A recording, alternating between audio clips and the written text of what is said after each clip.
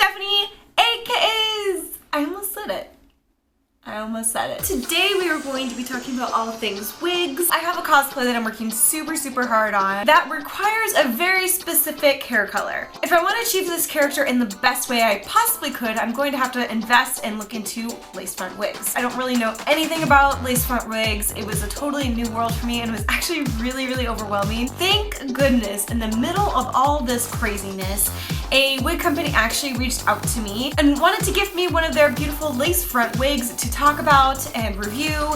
So I figured that's a great place for me to learn, and hopefully my experience of learning about something brand new to me will somehow benefit you guys out there. This is the package from Dona Love Hair, and it's super cute actually. So I was really, oh cute, I didn't even see that. All right, that's the bottom of it and it says enjoy. Super cute. As I open it, the wig comes like this, and actually, wow, way to go. Great job so far. It comes with a wig brush, which is really cool. Okay, now it turned into an ASMR video. It has a wig cap, and then it tells me exactly, here's my little order stuff. It tells me what I've got, how long it is, blah blah blah. Anyone who has a shaved side or a mohawk like I do will know that putting on wigs, like the pins to pin on your hair, look, you think you can stick some pins in this little like baby hair? You can't. I've kind of learned a way to do my hair that works for me and gives me a little bit more traction. So hopefully this is helpful to you guys out there. Make your hair look really not attractive. There you go, looks great so far. Part it down the center like so, and then I will slightly brush it out. Now I'm going to loosely braid my hair on both sides. Okay, now this, I kind of look like Jinx from League of Legends right now. This is something that I noticed works best for my extreme haircut to help with the wig pinning. So what I do is I just pull it front like this. Look how much coverage it adds to my shaved sides, so I have more room to stick pins in. So again, I'm doing this. Trying to also make these braids as flat as possible. And again, I'm pinning somewhere in the front. Right here. It's okay if it's not like super tight because we're going to put a wig cap over it anyway. So here's the wig cap that came with the wig. Might as well use it, right? You could actually even take out those bobby pins that were holding your braids if they were really bothering you, because basically you just needed them for this step so they stay in place when you put your wig cap over it. So hopefully that's a helpful tip to anyone who has shaved sides of any type or kind of extreme haircut. That's what I do. Oh god, this looks very intimidating. So here is my first ever lace front wig. It is a beautiful auburny reddish color. There you go. Yeah, it's pretty red. Very curly and beautiful and magical, yes.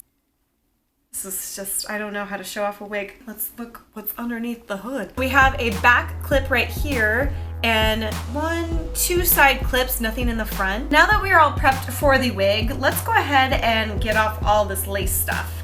Now, lace fronts actually come with extra lace because they don't know what your head is. My head is a small head. So I need to trim it back to the appropriate length. I'm going to try to get it as close as I can to this hairline as possible so it looks as natural as possible. And, you know, pray for me because this is my first time doing something like this. Ta-da! Lace. Goodbye, lace. You never want to, as they say, flip your wig if you guys are new to wig stuff.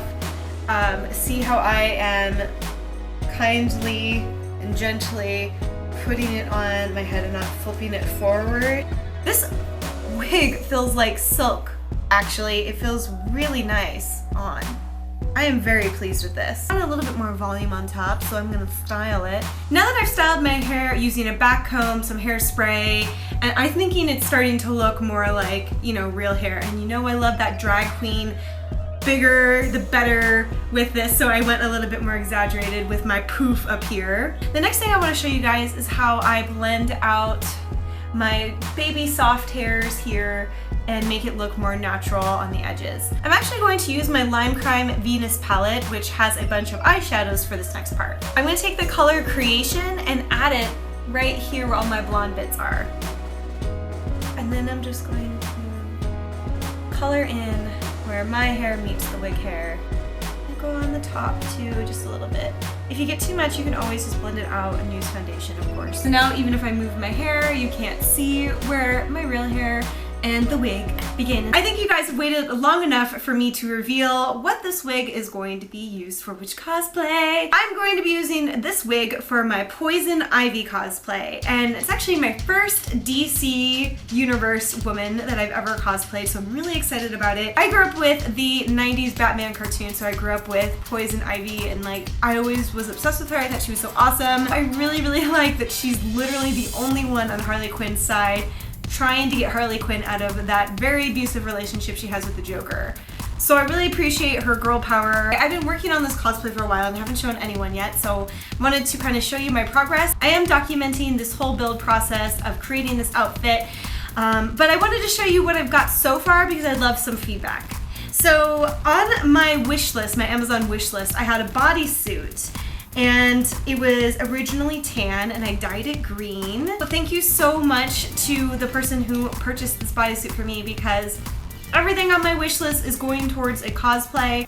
And then I'm adding some really cool leaves to it. I've been purchasing vintage leaves that people used to use for hats, and they're actually, I believe they're made of velvet. They're not cheap, they're not from Joann's or anything, but I'm using it because I think the depth and color is so perfect and I want this cosplay to look very sophisticated, and hand sewing all of these little leaves on, and it's taking a long time. I'm trying to use as much recycled things as I can. The other leaves that I'm using in it that are plastic are actually been donated from friends and family members that just don't need those silk flowers anymore. I'm trying to reuse, reduce, and repurpose because I feel like that's the essence of Poison Ivy, no? Just adding him in my hair and adding more flowers in my hair for Poison Ivy. What do you think? And just like a couple more leaves hanging down. That's kind of Poison Ivy-esque, right? I think that's cool. I'm going to try my best to get this done by Comic-Con. I actually really love this wig. It is super soft, it's super bouncy, and it's styled really well. If you want to learn more about Dona Love wigs, I'm going to link you guys to the description box below. Also what style I got, all that info, so you guys can go ahead,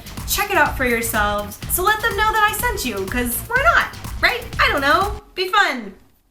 We'll be wig twins. Also, let me know, do you guys want me to do full-on green skin Poison Ivy, or should I keep it skin-toned colored Ivy? Green skin or not green skin? Let me know in the comments below. Thanks so much for joining me on this wig tutorial slash review slash unveiling of my next cosplay video. Much loves and virtual hugs to all of you. I will see you guys next week.